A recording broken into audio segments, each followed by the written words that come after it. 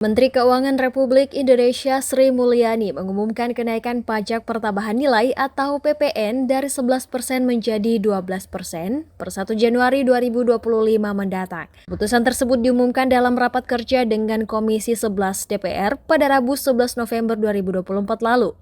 Kebijakan ini pun menuai kontroversi di tengah masyarakat. Ini lantaran dampak dari kenaikan PPN ini akan berpengaruh pada kenaikan harga beli, daya beli masyarakat, juga pada pendapatan perusahaan. Menanggapi hal tersebut, Wakil Dekan Bidang Akademik dan Kemahasiswaan Fakultas Ekonomi dan Bisnis Universitas Hasanuddin, Profesor Dr. Mursalim Nohong SEMSI menyebut, jika kenaikan PPN harus dilihat dari dua hal.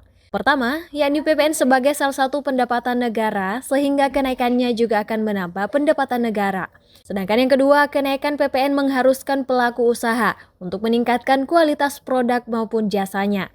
Sebab kata Mursalim, kebijakan tersebut tentu akan menambah total cost yang berimbas pada kenaikan harga barang.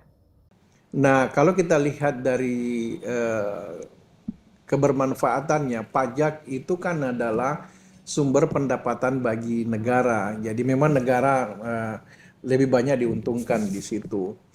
Nah, pada sisi yang lain sebenarnya adalah ketika pajak mengalami penyesuaian tarif, maka seharusnya para pelaku usaha juga itu meningkatkan produktivitasnya karena mereka nanti akan terkena secara langsung karena dia masuk dalam salah satu pembentuk total cost ceritanya kalau di dalam. Prof. Mursalim menambahkan dalam jangka panjang, kenaikan harga barang ini menuntut perusahaan untuk meningkatkan kualitas produksinya agar seimbang dengan kenaikan harga. Dirinya pun menyarankan langkah yang harus diambil oleh pelaku usaha ialah dengan merasionalisasi target-target yang telah ditetapkan. Ya, konsekuensinya begitu. Dan jadi pada saat itu ya mereka harus merasionalisasi juga target-target keuntungan yang sudah pernah diterapkan. Tetapi kan bagusnya ini karena pemerintah menyampaikan lebih awal.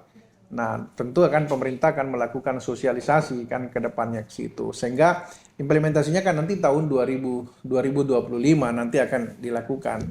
Sehingga selama periode ini pelaku usaha itu sudah harus melakukan rasionalisasi terhadap proses produksinya. Terkait dampak kenaikan PPN ini, Ketua IKA Manajemen Unhas ini mengukur bahwa penyesuaian ini tidak akan berefek dalam jangka waktu yang lama.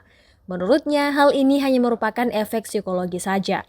Namun yang menjadi tantangan, kata dia, adalah saat memasuki Ramadan pada bulan Maret dan April mendatang, di mana biasanya aktivitas jual beli masyarakat meningkat dari hari-hari biasa, sehingga dampaknya akan lebih terasa.